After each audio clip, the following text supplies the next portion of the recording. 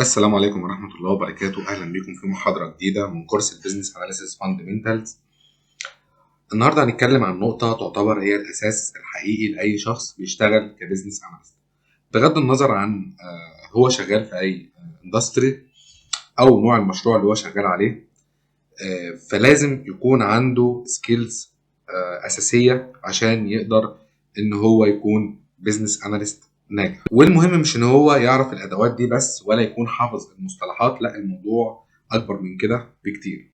فهنتكلم النهارده عن الكور سكيلز او المهارات الاساسيه اللي لو هي معاك هتقدر تشتغل في اي شركه او اي مجال او مع اي تيم، حتى لو المجال ده جديد تماما عليك. هنتكلم النهارده عن 6 سكيلز اساسيه تكون معاك عشان تقدر تشتغل كبزنس اناليست، وهي اللي بتكون الشخصيه المهنيه لاي بزنس اناليست محترف. خلينا نبدأ بأول سكيل معانا وهي الكوميونيكيشن. في رحلتك كبزنس اناليست أول مهارة لازم تكون معاك هي الكوميونيكيشن. وما اقصدش بالكوميونيكيشن مهارة التواصل بس، لا، مش انك تعرف تتكلم كويس او ان انت تعرف تدير حوار كويس، لا، لازم كمان تعرف تكتب requirements كويسة، لازم تسمع كويس من الستيك هولدرز اللي هم معاك، ولازم تعرف ان انت توصل المعلومة بوضوح واحتراف.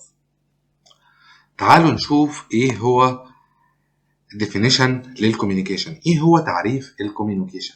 تعريف الكوميونيكيشن هو ان انت لازم يكون عندك مهارة التواصل الشفهي، يعني تعرف ان انت تتواصل شفهيا او كلاميا كويس، وتعرف كمان تكتب كويس الكلام اللي بيتقال ده، او تعرف ان انت توضحه بطريقة تفصيلية اكتر.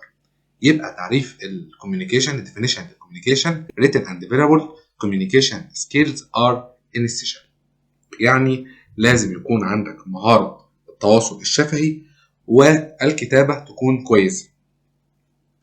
طيب ليه لازم يكون عندي مهارة الكتابة والكوميونيكيشن الشفهي أو التواصل الشفهي لازم تكون عندي كويسة؟ لأن أنا بكون بريدج أو حلقة وصل ما بين التيم التقني، الديفلوبرز، التسترز، الاركتكتس، وتيم البيزنس اللي هم البرودكت اونر والستيك هولدرز واليوزر. تعالوا نشوف ليه الكوميونيكيشن مهارة أساسية أو أهميتها إيه ليك كبزنس أناليست. وايت ميترز. أول حاجة بريدجز بزنس أند تكنولوجي تيمز. زي ما قلنا إن أنت كبزنس أناليست أنت الجسر بين التكنولوجي تيمز والبزنس تيمز، فلازم تفهم لغة البيزنس وتشرحها بلغة سيستم أو لغة تكنيكال أكتر، أو العكس. عندنا مثال توضيح للكوميونيكيشن. جالي مثلا ستيك هولدر بيقول لي أنا عاوز العميل يعرف الاستاتيو بتاع الأوردر بتاعه أول ما يفتح الابلكيشن مثلا. فأنت الريكوايرمنت اللي اتطلب منك ده حاجة بزنسية أكتر أو حاجة عامة أكتر، أنت محتاج تحولها لتكنيكال ريكويرمنتس عشان متطلبات تقنيه عشان يبدا يفهمها تيم التكنيكال اللي شغال معاك. فانت بتروح قايل له مثلا the supply live order status on the home page by call to order service. يعني بتقول للتكنيكال تيم انت هتستدعي لي الاوردرات في الصفحه الرئيسيه وهتكلم اي بي اي اسمها اوردر سيرفيس. فلازم تكون فاهم الطرفين، طرف البيزنس وطرف التكنيكال، عشان انت بريدج بينهم او حلقه وصل بينهم او جسر بينهم. تاني حاجه ليه الكوميونيكيشن مهم؟ لان انت بتعمل عمليه كونكتس يوزر ويز مانجمنت، يعني بتكون حلقه وصل ما بين اليوزر والمانجمنت الاداره. فانت بتربط المستخدمين اللي موجودين حاليا في السيستم بالاداره. اوقات كتير المستخدمين نفسهم مش بيكونوا عارفين يوصلوا للمشكله فين بالظبط، فهنا بيجي دورك ان انت تقدر توصل للمشكله دي من خلال اليوزر وتوصل المشكله دي للمانجمنت الاداره من خلال انت بتعمل برزنتيشن او بتكتب تقارير وتوصل للبين بوينتس بشكل واضح. طب الكلام ده بيتم ازاي؟ يعني انا مثلا شغال على ابلكيشن او عندي ابلكيشن لايف وجالي فيدباك، تيستنج فيدباك، بيقول ان الناس مش عارفين يحذفوا مثلا منتج من السله. فانت بتكتب تقرير مفصل وتعرضه في السبرنت ريفيو بصيغه معينه يفهمها ايه التكنيكال تيم. ثالث اهميه للكوميونيكيشن ان انت بتعمل shares insights clearly and effectively، يعني بتشارك الرؤى بوضوح وبفاعليه. يعني لما يكون عندك معلومه او عندك فيتشر جديده او عندك حاجه محتاج ان انت توصلها لكل الاطراف، لازم ان انت تقدر يكون عندك القدره على توصيل المعلومه دي لاي شخص مهما كان تخصصه موجود معاك. فانت بتعمل عمليه ترانسليت للحاجه دي وتخليها مفهومه للطرف اللي قدامك. لو في عندك بيانات صعبه انت بتحاول انت تبسطها، لو السيستم بتاعك معقد بتحاول ترسمه بشكل سهل، لو الطلب غير واضح بتكتبه بصيغه مفهومه. وعندك طبعا تولز كتيره بتستخدمها عشان نعمل الكلام ده كله، وان شاء الله كل حاجه هنعرفها في وقتها. فالخلاصه لو انت ما عندكش مهاره الكوميونيكيشن فانت مش هتعرف تتواصل بوضوح مع الناس اللي انت شغال معاهم او مع التيم اللي انت شغال معاه، سواء كان تيم بيزنس او تكنيكال تيم، فكل حاجه هتكون صعبه عليك. فمهاره الكوميونيكيشن هي الفاونديشن اللي هتبني عليه كل حاجه تانية بعد كده. تاني مهاره معانا النهارده وهي مهاره النيجوشيشن، مهاره التفاوض. بعد ما اتكلمنا عن اول مهاره وهي الكوميونيكيشن، هنتكلم عن تاني مهاره وهي النيجوشيشن. والسكيل دي بتمكنك ان انت تدير اي اختلاف في وجهة النظر او في وجهات النظر بطريقة احترافية، وتقدر ان انت توصل لحلول وسط ترضي كل الاطراف اللي شغالين معاك في المشروع. بس طبعا النيجوشيشن ده مش ان انت بتتفاوض على حاجة غلط او ان انت ترضي الاطراف اللي موجودين معاك على صالح البروجكت اللي انت شغال عليه. ده مش اسمه نيجوشيشن. النيجوشيشن ان انت بتطلع بافضل نتيجه من اي حوار تديره. في ديفينيشن وصلت ليه بيوصف النيجوشيشن بشكل كويس جدا ويفهمك يعني ايه اصلا نيجوشيشن.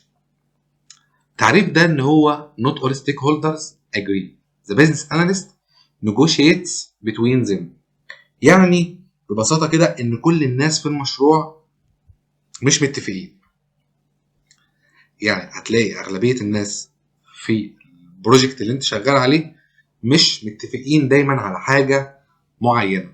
ففي الوقت ده بيجي دورك كبزنس اناليست ان انت تعمل عمليه نيجوشيشن، عمليه تفاوض عشان توصل لافضل حل. يعني ممكن الستيك هولدرز اللي معاك في المشروع يكون عندهم مصالح مختلفه تماما او رؤى مختلفه تماما او اولويات متعارضه مع بعضها او حتى وجهات نظر مش ماشيه مع بعضها. فساعتها لازم يجي دورك هنا كبزنس اناليست كنيجوشيتور ان انت تشتغل كمفاوض. طيب ليه النيجوشيشن مهم؟ وايت ميترز. تعالوا نشوف ليه النيجوشيشن مهم. اول اهميه ان انت تقدر توصل لاتفاقيات متبادله بين الاطراف reaches mutual agreements. يعني مثلا عندي ابلكيشن اي كوميرس شغال عليه، تيم الماركتنج عاوز يضيف فيتشر وينزل بيها بسرعه عشان يلحق يعمل كامبين عليها، والتيك تيم شايف ان الفيتشر دي محتاجه وقت اطول للتنفيذ عشان يقدر ان هو يخرجها بدون باجز. فانت هنا بتتدخل، بتكون في النص ما بين الماركتنج تيم والتيك تيم، وتبدا ان انت تعمل عمليه نيجوشيشن وتقترح الاقتراح بتاعك او توصل للحل المرضي للطرفين، او الحل مش هنقول المرضي، هنقول الحل الصح او الحل السليم لجميع الاطراف. ممكن نقول ان احنا نعمل فيرجن اولي MVP دلوقتي ونكمل باقي السكوب بعد الحمله مثلا. فيجي دوري هنا ان انا اعمل عمليه النيجوشيشن واطلع حل سليم ومتوافق مع الطرفين. تاني اهميه للنيجوشيشن هي انك تعرف تتعامل مع الصراعات واختلاف الاولويات بفاعلية. handles conflicts and differing priorities. يعني انت في منصب بيخليك تشوف الفول بيكتشر كامله. كبزنس اناليست بتكون عندك صوره واضحه وكامله للبروجكت اللي انت شغال عليه، فبالتالي لما يحصل تعارض في البريوريتيز لازم تعرف تدير الكونفليكت ده من غير ما اي طرف يحس ان رايه مهمش مثلا، او انك ظلمته مثلا في الراي بتاعه. يعني مثلا لو عندنا برودكت اونر عاوز يعمل فيتشر جديده للمستخدم، لكن الكاستمر سبورت شايف ان في باجز في النسخه اللي موجوده دلوقتي ولازم نحلها، فهنا بيجي دورك كبزنس اناليست انك تعمل عمليه نيجوشيشن وتشرح الامباكت على كل قرار، بكونك ان انت بتستخدم داتا حقيقيه تدعم رايك وتوصل لحل منطقي في النهايه. ثالث اهميه للنيجوشيشن هو انه بيبني الثقه بين الاطراف. builds trust between parts. يعني لما تكون في شركة والستيك هولدرز او الناس اللي شغالين معاك في البروجكت يحسوا انك محايد في الاراء، وانك بتسمع كل طرف وبتعرض وجهة النظر دي بشكل محترم، هيبدأوا يثقوا فيك ويسهلوا عليك الشغل بعد كده في المستقبل. والتفاوض ده مش بيعتمد على انك برضو ان انت تتكلم كويس او توصل لحل كده وخلاص، لا، لازم يكون عندك active listening، انصات فعال، empathy، تفهم مشاعر الاطراف اللي حواليك، discussion framing، ان انت ازاي تقدم القرار اللي انت بتقدمه ده بطريقه عقلانيه اكتر. فالمهارات دي لو عندك هتعرف تعمل عمليه النيجوشيشن بسهوله. نروح لثالث سكيل معانا النهارده وهي البروبلم سولفينج. لو سالت اي بزنس اناليست شاطر ايه اكتر حاجه بتقابلها كل يوم في شغلك، هيقول لك غالبا ان انا قاعد بحل مشاكل، وده طبعا حقيقي 100%. طيب ايه هو definition للبروبلم solving؟ No project it without challenge the business analyst finds and solves them. يعني مفيش اي مشروع خالي من المشاكل. مهمة البيزنس اناليست ان هو يعرف المشكلة دي ويوضحها وكمان يحلها، سواء كانت المشكلة دي تقنية او مشكلة بشرية. فدوره هنا ان هو يحدد المشكلة وكمان يلاقي حل عملي ليها. طيب ليه البروبلم سولفينج كمهارة مهمة ليك كبزنس اناليست؟ لان البروبلم سولفينج بيساعدك ان انت تقسم المشاكل الكبيرة او تحلل المشاكل الكبيرة الى مشاكل صغيرة واضحة صعب ان هي تتحل وتتنفذ. breaks down complex problems، تكسير المشكلات الكبيرة لمجموعة من المشاكل الصغيرة الواضحة. يعني مثلا لو احنا عندنا ابلكيشن لحجز مواعيد الاطباء، بتدخل على الابلكيشن وتحجز ميعاد عند طبيب في عياده. الناس بتشتكي ان مفيش اي مواعيد متاحه في الابلكيشن، فانت كبزنس اناليست هنا بيجي دورك ان انت تحدد المشكله. طبعا مش بتيجي تقول ان السيستم بايظ او السيستم فيه مش شغال او في مشكله كبيره، لا، انت بتبدا كبزنس اناليست بتعرف ان في مشكله ولازم ان انت تحلها. طيب بتبدا تحل المشكله دي ازاي؟ بان انت بتسال بعض الاسئله. يعني مثلا بتقول هل اليوزر بيدخل يفلتر غلط مثلا او في مشكله في الفلتر، هل الاطباء دول كلهم مشغولين، ولا هل السيستم بيظهر كل الايام، ولا في باج في التقويم. فانت كل سؤال بتساله بيقربك للحل. فعشان كده لما يكون في مشكله كبيره لازم تسال اسئله تقسم المشكله الكبيره دي لمشاكل صغيره. يعني لما احنا سالنا دلوقتي طيب هو عشان العميل او اليوزر يدخل يحجز يعمل ايه؟ بيفلتر الاطباء، بعد كده بيدخل يشوف الطبيب اللي موجود. طب هل الاطباء دول مشغولين ولا لا؟ هل السيستم ده، هل الكالندر اللي موجوده فيها مشكله مثلا ما بتعرضش المواعيد بشكل مظبوط ولا لا؟ فكل سؤال من ده قسم المشكلة وقربك من ان انت توصل للحل الصح. تاني اهمية لمهارة البروبلم سولفينج ان انت تعرف السبب الجذري للمشكلة. identifies root causes، تعريف السبب او تحليل السبب الجذري للمشكلة.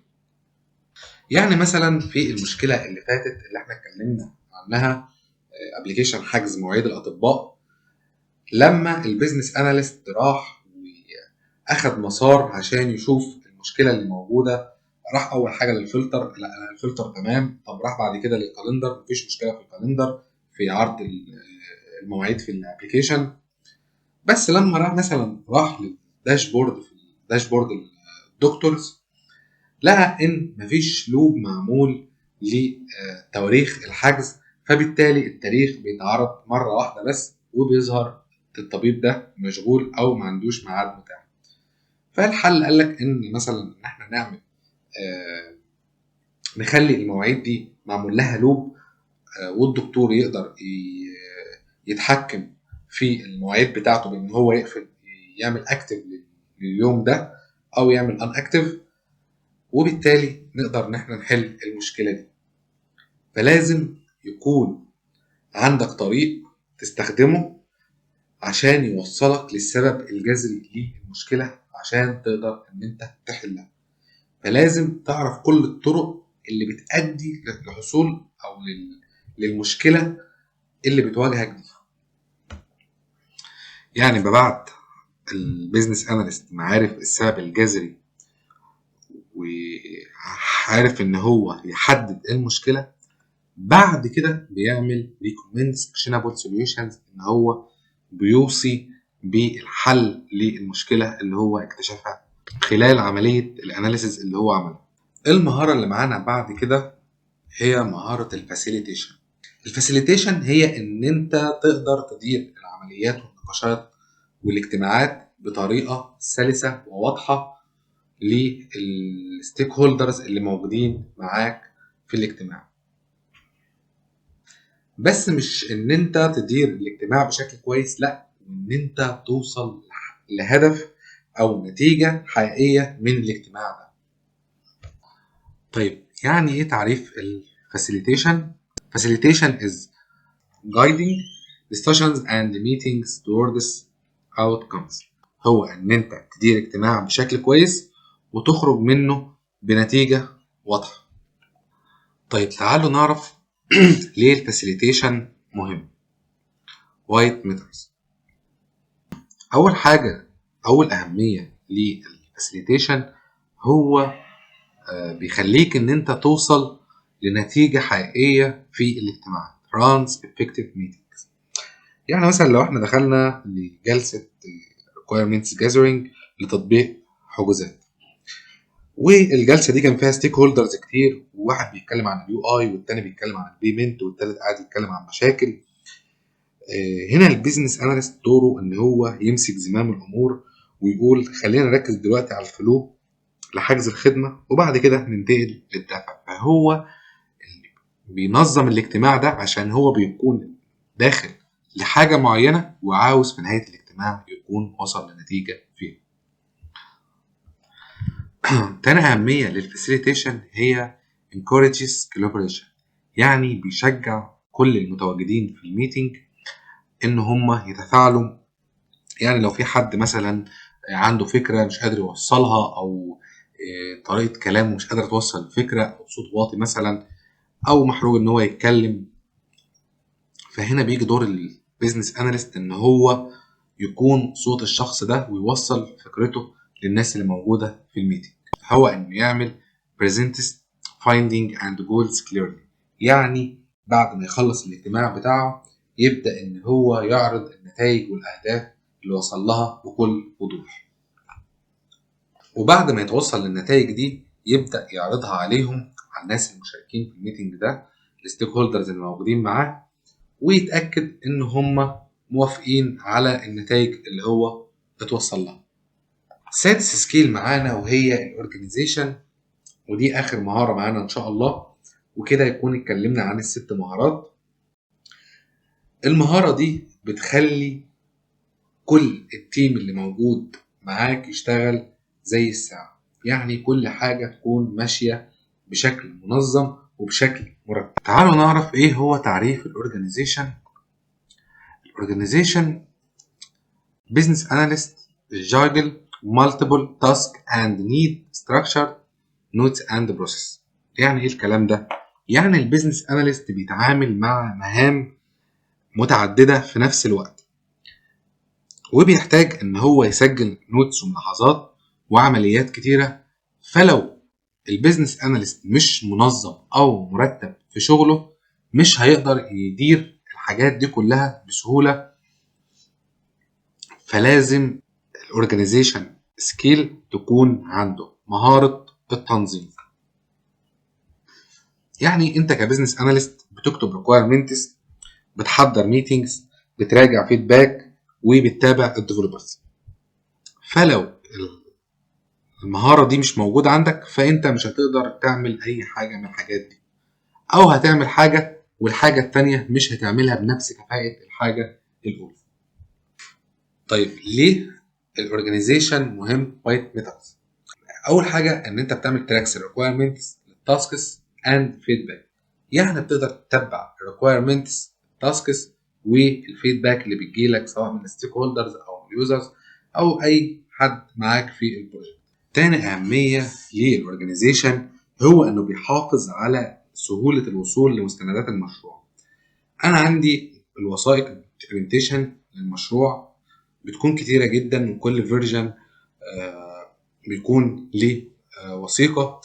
فالاورجانيزيشن بيساعد ان انا اعمل توثيق لكل حاجه بشكل منظم وشكل مرتب. يبقى هو بيعمل keeps project documentation accessible، حفاظ على سهوله الوصول لمستندات المشروع. وطبعا المستندات دي لازم تكون محدثه دايما، وتكون مترتبه وموجوده في مكان واحد عشان اقدر اوصل لها بكل سهوله. ثالث اهميه للاورجانيزيشن هو ان هو بيضمن الكفاءه والوضوح efficiency and clarity. يعني ضمان الكفاءه والوضوح. كل ما تبقى منظم اكتر، كل ما المشروع يكون ماشي على تراك افضل. يعني لما حد يسالك الفيتشر دي وصل فين، او ايه اللي ناقص، او فين الرد بتاع الستيك هولدرز، بتقدر ترد بكل ثقه بالتاريخ بالدليل اللي معاك. بيبقى الشغل كله structured work. شغلك بيكون شغل منظم وشغل ذات كفاءة أعلى وذات تنظيم أعلى. والنهاردة نكون خلصنا السكس سكيلز للبيزنس أناليست. أشوفكم في محاضرة جديدة إن شاء الله على خير.